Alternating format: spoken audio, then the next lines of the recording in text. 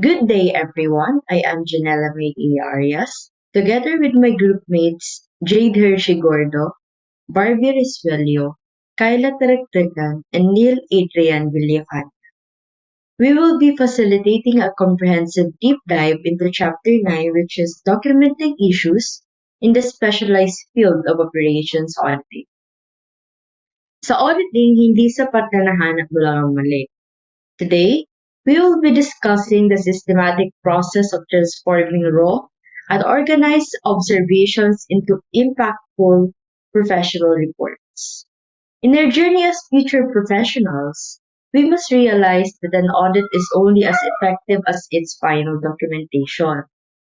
You could be the most meticulous investigator in the world, but if you cannot communicate those findings in a way that is logical, persuasive, and professionally structured, your efforts will likely be disregarded by management. Para tayong mga business detectives, we are turning technical observations into impactful narratives that drive organizational transformation. We aren't just here to point out mistakes. We are here to provide a strategic roadmap for a more efficient and successful business operations. And now, let's move on to introduction to documenting issues. Let's start with the why. The core objective of documenting issues is not just to list errors, but to identify and communicate specific findings from our operational reviews. But what exactly constitutes a finding in a professional audit context? So let's define a finding. Formally, a finding is the professional term for discrepancy, o yung malaking gap between what is expected to happen, which is the standard, and what is actually occurring in the business, which is the reality. So sa panahon ngayon, many progressive organizations have shifted away from using the word finding because it sounds a bit like a criminal accusation. Instead, they rebrand them as observations or opportunities for improvements. The subtle change in terminology helps reduce the defensive wall that management often builds. It shifts the conversation from may nagawa kayong mali to ito ang pwede nating gawin para mas maayos ang ating documenting. So let's move on to the communication protocols. As auditors, we must keep the client involved throughout the process to ensure there are no surprises or shocks during the final presentation. Furthermore, we must maintain absolute simplicity and directness. So, i-try natin siyang gawa ng example. So, if a company's corporate security policy mandates that all external visitors must wear a visible identification badge at all times, that is the criteria. But during our floor walkthrough, the auditor observed several contractors walking around without any ID, which is the condition. So we have documented a finding. This gap represents a significant failure in the execution of internal controls. Ang trabaho natin is to present this fact so clearly that management realizes their physical and data security is currently vulnerable. And now let's talk about the CCCER model overview. To ensure our reports are consistent, high quality, and legally sound, we utilize the CCCER model. This is a structured five-pillar framework that guide us in documenting anomalies with precision. So we have here number one, we have five. The criteria, condition, cause, effect, and recommendation. For number one, which is the criteria, the standard or expectation. This is the correct state or the established rule book. Ito yung dapat. So example, all company-issued credit card expenses must be liquidated within 48 hours. So criteria serves as our benchmark. Kung walang criteria, hindi natin pwedeng sabihing may mali dahil wala tayong official standard na pinagbabasihan ng ating grades. And number 2 is the condition. The condition is the actual, factual evidence discovered. So ito yung factual, verifiable evidence discovered during the audit period. Ito yung totoo. Example, our testing showed that 65% of travel expenses for February were liquidated without supporting receipts. This is the ground truth. It's the undeniable reality of what is happening on the floor versus what the policy requires. And for number 3, the cause. The cause is the root, the underlying reason or the origin story of why the criteria was not met. Bakit ito nangyari? Example, the software does not have a mandatory attachment field, allowing employees to skip the receipt upload. So, we aren't just blaming people for being lazy. We are identifying a system weakness that allows the error to occur. And for number 4, which is the effect. The effect is the impact, the consequence, risk, or financial exposure. Anong masamang pwedeng mangyari? Example, the lack of receipts makes the company vulnerable to tax penalties and internal fraud, totaling 500,000. So this answers so what and provides the pain point that motivates the management to take action para maiwasan natin yung tax penalties na yon na 500,000.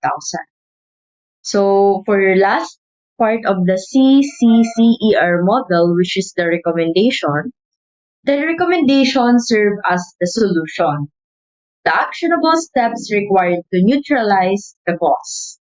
Example, update the software to require a scanned receipt before the submit button becomes active.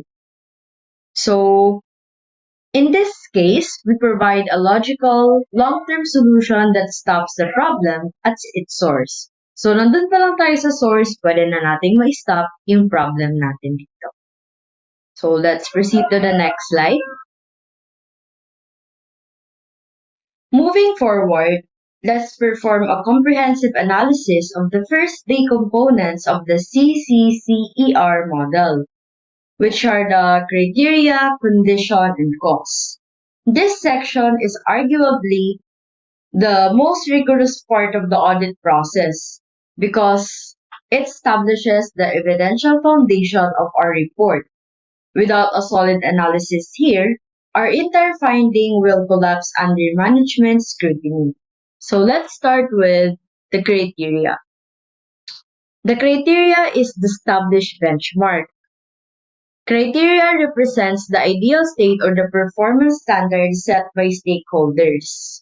It is the yardstick we use to measure the company's performance. So, criteria is not just limited to a single company memo. It spans across various sources such as internal policies, government legislation, industry best practices, and even the organization's mission statement. Isipin nyo ito bilang standard. Ito yung sagot sa tanong na, ano ba dapat ang ginagawa natin? Kung walang criteria, wala rin tayong finding. Bakit? Kasi hindi mo naman masasabing mali ang isang bagay kung wala kang basihan o batas na sinusunod. So, for example, in a high security data center, the criteria might be all biometric access logs must be reviewed and signed off by the security manager every 24 hours. So, this is a clear, measurable rule that leaves no room for guessing. And second is the condition. The condition is the factual reality. The condition is the current state or the factual evidence the auditor discovers during the review. This is not based on hearsay or chismis lang. We gather the condition through rigorous methodologies such as direct observation, document verification, and data calculations. So ito naman yung tinatawag natin na reality. Ito yung totoong nangyayari sa field na nakita ng auditor. Gathered ito through first-hand evidence. Kapag may gap o pinagkaiba ang criteria at condition, doon pa lang tayo magkakaroon ng tinatawag na audit finding.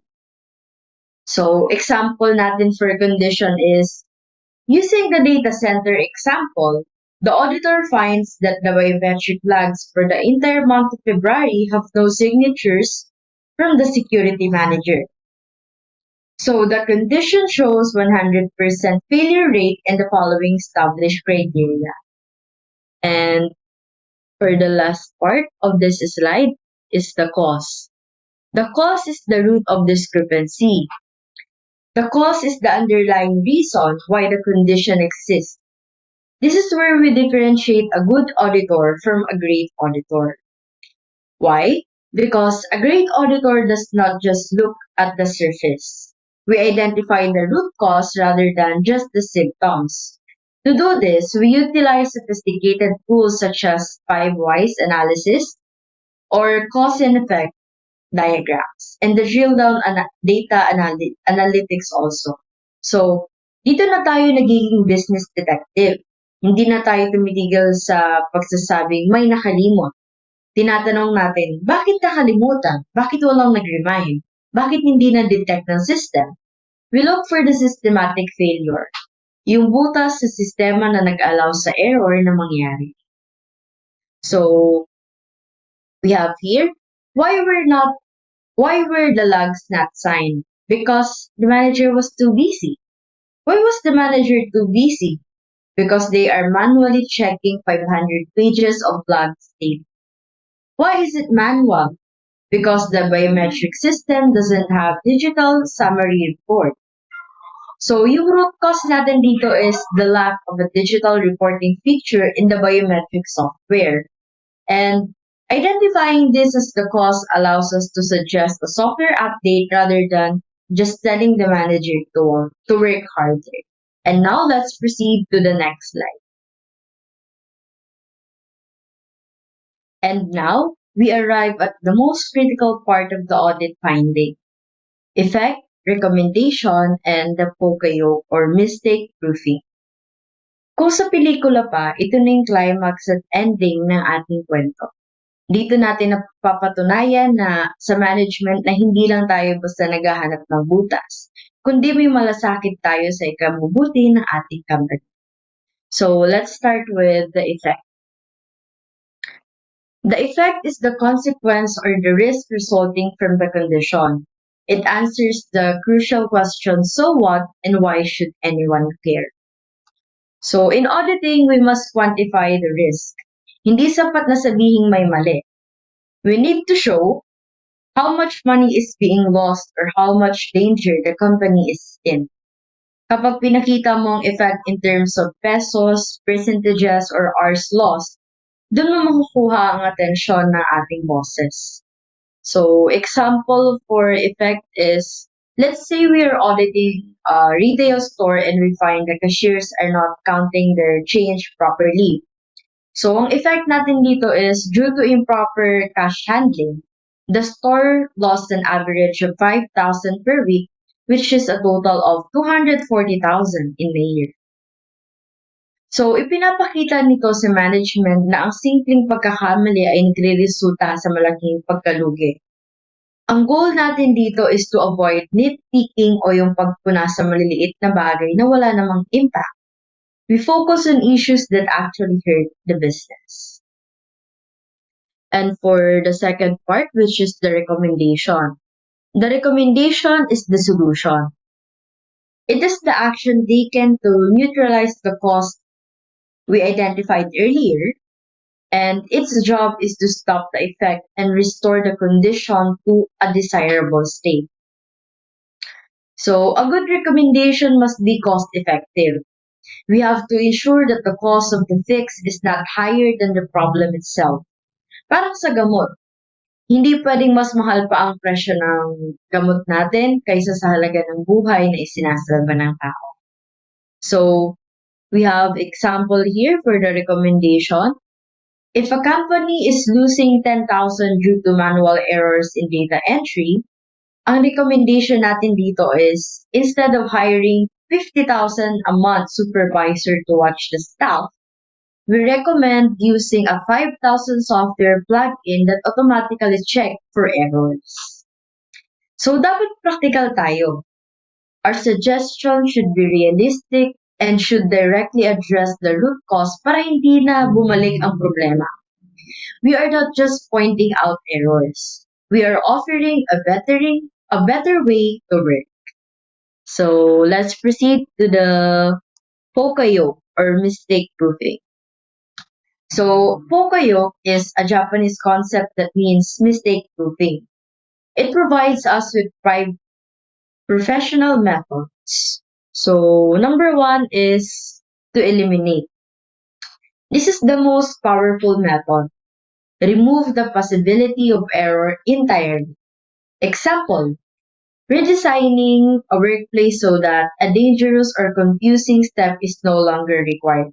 So, binubura natin ang chance na magkamali ang tao by changing the system layout. And for the second method of Pocoyoke is replace.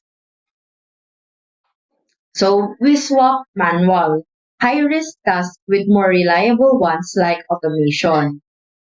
Using a barcode scanner instead of having an employee type in 20-digit serial number, mas mabilis at mas sigurado dahil machine na ang gumagawa ng mahirap na part. And third method natin is to detect. Catch errors early using checklists or sensors before they turn into big disasters. So a digital prompt that pops up and says, "Are you sure you want to delete this?" before a file is erased. So ito yung safety net natin para makatch ang human error on the spot. And number 4 natin dito sa methods ng Pocayoke is to minimize. We reduce the negative effects of an error to authorization limits. So example, setting a system rule where a bank teller cannot withdraw more than 50,000 without a supervisor's fingerprint.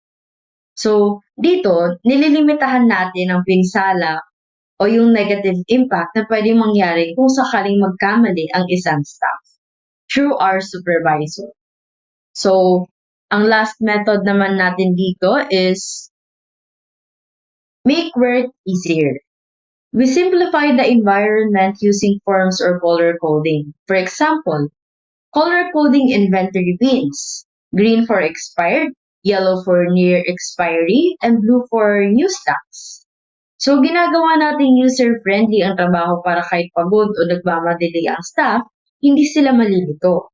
Simple lang pero napaka-effective sa pagbabawas natin ng errors. So, in conclusion, by using the CCCER model and the Pocoyoke principles, we ensure that our audit report is not just a list of complaints, but a powerful tool for professional improvement. It proves that we, as auditors, are partners in the company's success. And now let's have Miss Gordo for the next discussion. So, hi, good evening, everyone. This is Jade Hershila Chico Gordo, and for tonight, we're going through one of the most powerful tools in operational auditing, which is making findings and recommendation persuasive. Because let's face it, even the most accurate audit report is useless if it doesn't inspire action, di ba? Sa madaling salita, hindi sapat yung makita lang natin yung problema. Pero kasi kailangan makumbinsi natin yung management na kumilos. And by that, the persuasion ensures findings are credible, which supported by facts, relevant, on which focused on significant issues and actionable na it gives solutions that make sense. Kasi diba, without persuasion, even accurate finding risks can be ignored or being ignored. So on the next slide, here, in internal auditing, our goal isn't just to spot problems, it's to help organizations improve. But improvement only happens when management is convinced that a problem is real, significant, and solvable. That's where persuasion comes in. Kung hindi sila naniniwala na may totoong issue, walang mangyayaring pagbabago. Mag-continue lang kung ano yung nangyayari, ganun. That's why we use a flowchart. Makikita niyo dyan sa tabi. The first is the findings. Next, persuasion. Persuasion to action, and action to improvement. So without persuasion nga, the cycle breaks. So for the third slide, I hope you get the idea na. I'm making it short kasi kapag complicated, di ba? Mas okay na yung short para mas maintindihan natin agad. Kasi madali lang din naman to. So here in the third slide, first is quantify the problem. Numbers speaks louder than opinions. If we say there's a delay, it's fake. But if we say payroll delays affect 120 employees monthly, costing 250,000 in overtime, that's compelling, right? So, mas malakas yung dating kasi kapag may numero.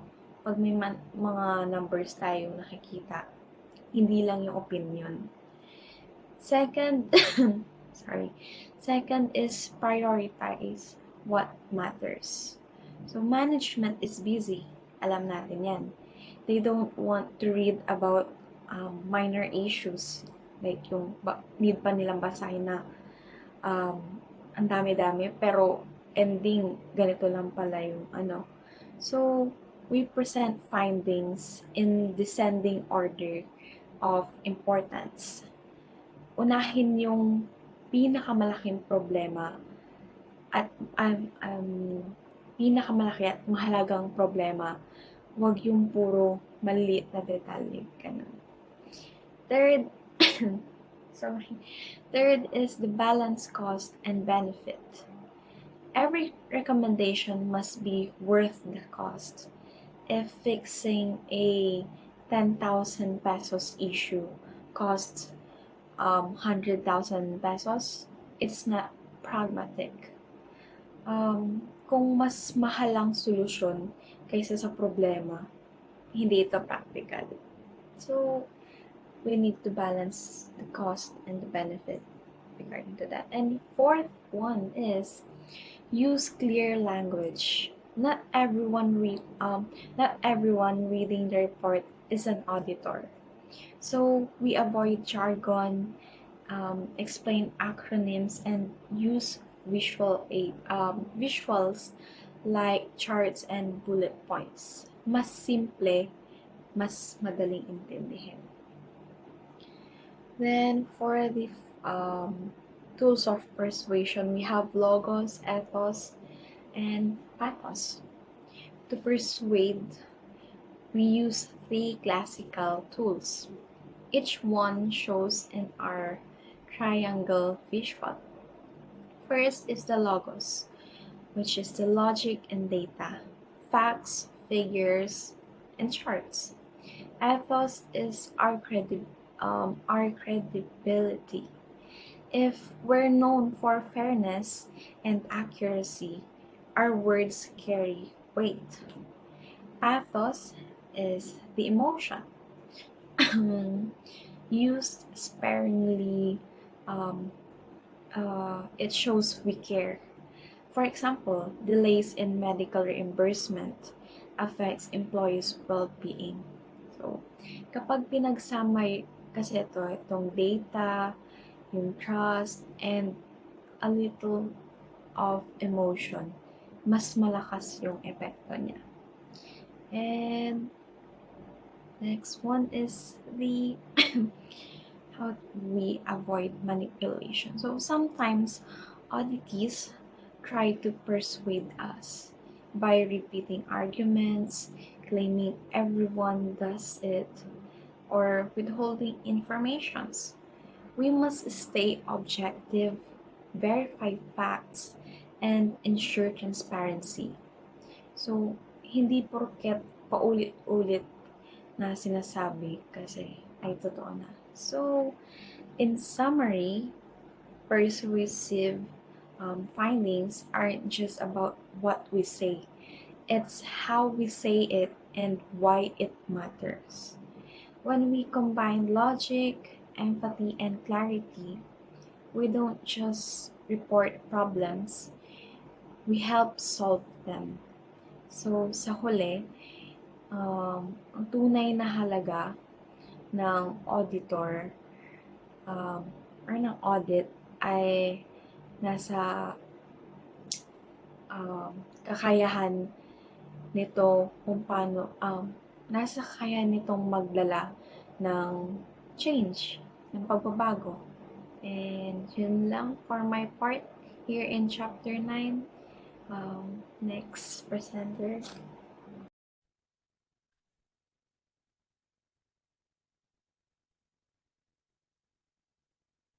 So, using quantitative methods to improve the quality and impact of audit findings. So, in auditing, the findings presented by auditors are very important because they help organizations identify problems and improve their operations. So, one effective way to be certain these findings is through the use of quantitative methods, which involve collecting data and analyzing reliable data. So when internal auditors gather reliable data and perform proper analysis, their conclusion becomes stronger and more convincing. Because the findings are supported by factual information, it becomes difficult for others to contradict or ignore them. So sometimes auditees may not agree with the result of an audit. So however, when the conclusion are supported by objective and measurable data, it becomes difficult to deny the truth. So quantitative methods also help support qualitative observation. So example dito is napansin ng auditor na parang mababa ang motivations ng mga employees. So, maaaring based lang ito sa observation tulad ng mood ng workers o kung paano nila ginagawa ang kanilang trabaho. So, pero kung sasabihin lang ng auditor na mababa ang moral ng employee, so maaaring hindi ito agad paniwalaan ng management dahil ito isang opinion lang. So, kaya ang gagawin ng auditor ay magkakandak siya ng interviews or surveys sa mga empleyado. So, doon makikita kung ano talaga ang nararamdaman nila tungkol sa kanilang trabaho, workload, or working environment. So, sa ganitong paraan, ang simpleng observation ay nagiging documented and measurable data, kaya mas nagiging credible ang audit finding.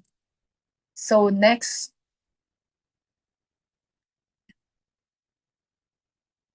po. Next one.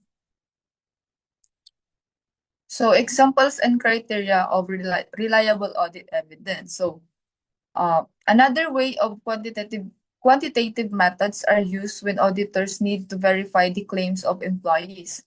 So, ang example dito ay may mga empleyado na nagsasabi na hindi nila natatapos yung work nila dahil sa mga interruption. So, tulad ng phone calls, emails, o customers na pumupunta sa office. So, maaaring totoo ito, pero bilang auditor, hindi pwedeng tanggapin agad ito nang walang ebidensya. So, ang pwedeng gawin ng auditor dito ay gumawa ng check sheet kung saan itatala ng employees kung ilang phone calls, emails, o customer visits ang natatanggap nila sa loob ng isang araw o isang linggo. So pagkatapos makolekta ang data, pwedeng i-analyze ng auditor kung gaano kadalas nangyayari ang interruption. So, at kung talagang nakakaapekto ba ito sa productivity.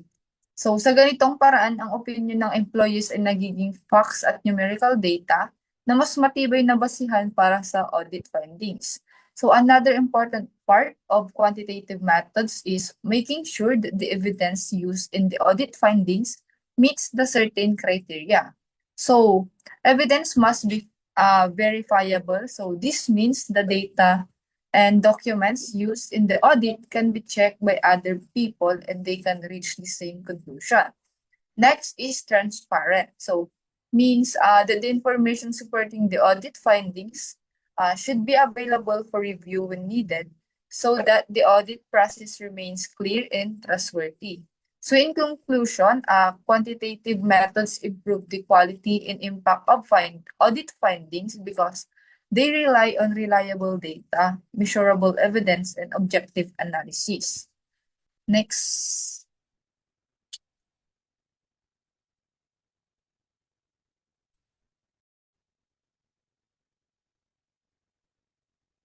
So let's talk about persuasion and diversion. Good day, everyone. Today I will discuss about the topic persuasion and diversion in internal auditing. Internal auditors play an important role in organizations. They examine operations, evaluate controls, and provide recommendations to help the organization improve. Because of this role, auditors often need to persuade management and employees to accept their findings and recommendations. However, persuasion is not only done by auditors. Sometimes audit clients also try to persuade the auditor. They may, they may attempt to influence the auditor's judgment in order to protect their department, reduce the severity of audit findings, or convince the auditor not to review certain areas. Because of this, auditors must understand the different techniques people use to persuade or distract or divert their attention. First, repetition. Repetition happens when someone repeats the same argument again and again to make it sound believable. The idea is that if people hear something many times, they may begin to think it is true. However, repetition does not make a statement correct. Sometimes individuals repeat statements that are distorted or even untrue. They hope that by repeating it often, the auditor will accept it as legitimate. And internal auditors must be careful not to rely on repeated claims alone. Instead, they should always verify the information using evidence and documentation. Second, will of majority. In this approach, a person presents their argument as if it represents the opinion of many people. For example, they might say, everyone in the department does it this way, or all employees agree that this process is acceptable. This creates the impression that the argument has a strong support and therefore must be correct. But this can be misleading. Even if many people share the same opinion, it does not automatically mean that practice is correct or ethical. In some cases, the claim of majority support may even be fabricated. Auditors should therefore examine the facts rather than rely on claims about what the majority supposedly believes. Then, generalization. Generalization occurs when someone makes a broad claim that may not be fully accurate. A common example is a statement, everyone is doing it. This argument tries to justify a questionable action by suggesting that it is normal or common. However, even if a behavior is widespread, it does not mean that it is acceptable or complain with organizational policies. Auditors must evaluate actions based on rules, standards, and evidence, not on how common the behavior is. Fourth technique is creating or manipulating information. Some individuals may attempt to present a different version of the truth. This can happen when they exclude important information that could change the auditor's opinion. For example, they might provide partial data or leave out documents that reveal a problem. By hiding certain details, they try to influence how the auditor understands the situation. Internal auditors must be careful about this. They must ensure that they gather complete and balanced information before reaching conclusions. At the same time, auditors themselves must avoid introducing bias into their analysis. If auditors only focus on information that supports their own assumptions, they may unintentionally distort the result of the audit. Next.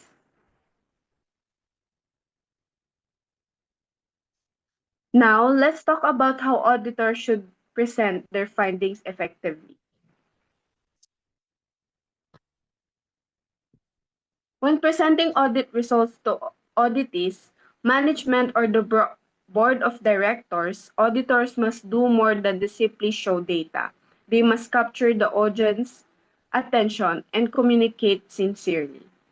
This, this means presenting information clearly, showing respect for the people involved, and demonstrating concern for the organization's success. When the auditors show that they genuinely care about improving operations, it becomes easier to build trust and cooperation. Although facts and figures such as data, charts, tables, and reports are very important, they are not the only factors that influence people. Auditors must also communicate in a way that encourages collaboration. The goal is not to force others to agree, but to create an environment where colleagues can work together to reach better outcomes. Evidence supports the auditor findings and help convince auditees that the conclusions are valid. However, audit evidence must meet several important criteria. First is verifiable. Verifiable evidence means that the results are based on the reliable facts, documents, and data. Other people should be able to review the same information and reach a similar conclusion using reasonable judgment. Stop mo, stop.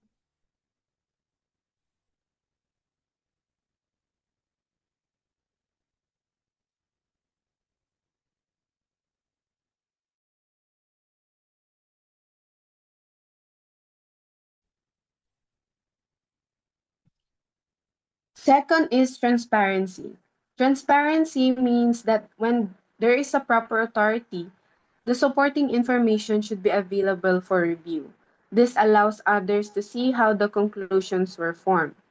Third is sufficiency. Sufficiency means that the evidence collected should be enough to convince a reasonable and unbiased person.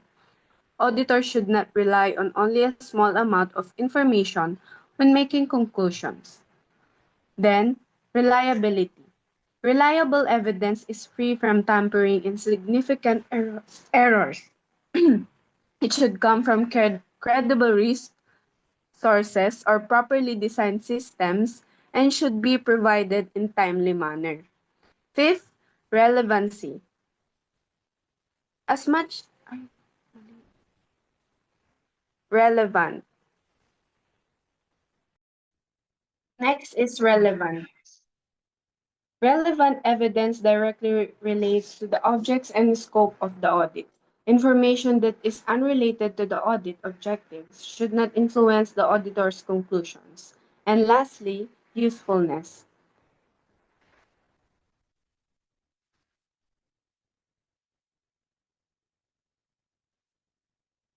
Lastly, usefulness. Evidence should help the organization improve its operations and achieve its goals.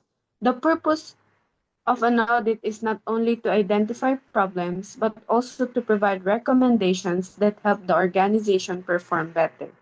To, to conclude, persuasion and diversion are important aspects of internal auditing. Auditors must recognize that different techniques people may use to influence their judgment such as the repetition, claims of majority opinion, generalization, and manipulation of information. At the same time, auditors themselves must communicate effectively and present strongly reliable evidence. By focusing on transparency, accuracy, and collaboration, auditors can build trust and help organizations improve their process and achieve their objectives.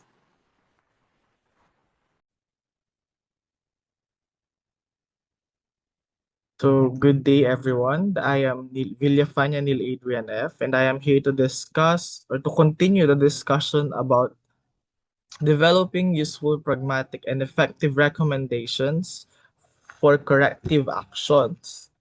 So, the first bullet is internal auditors must communicate findings to management and to the board.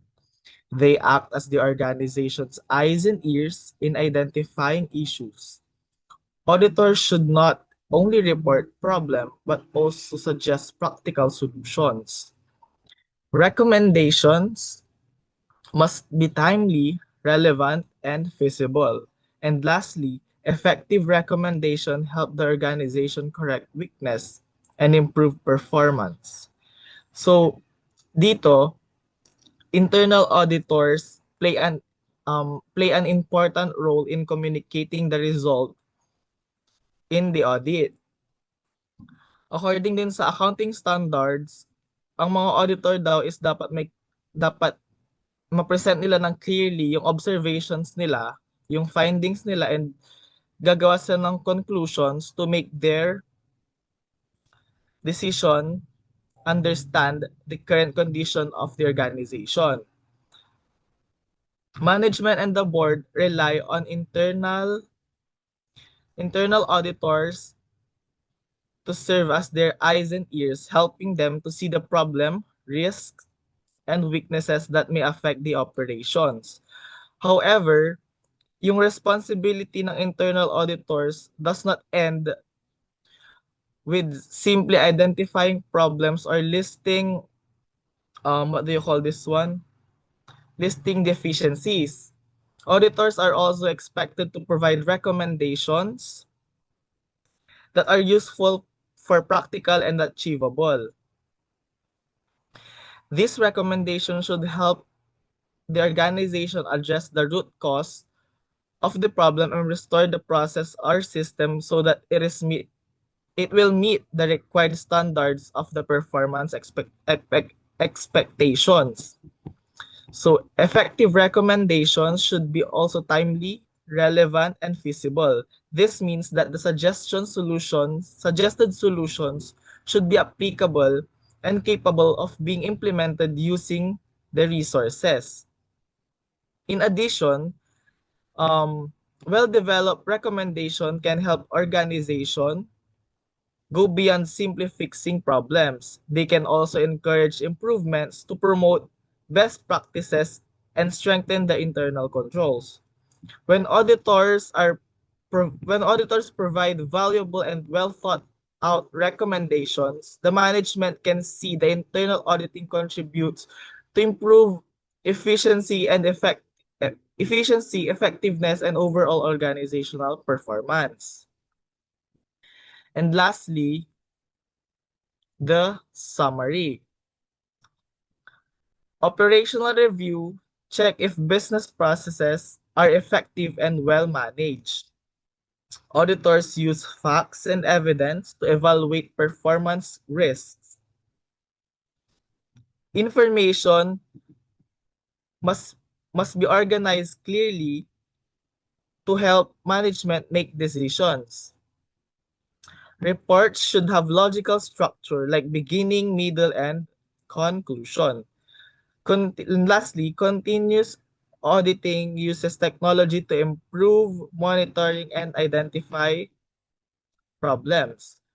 So to conclude, the main goal of operational reviews is to determine whether the management has properly designed and implemented business processes that can effectively manage risk and help the organization achieve its goals efficiently and economically. Facts and reliable evidence are very important in making this evaluation. Internal because internal auditors gather information such as records, reports, and performance data to support their findings and conclusion.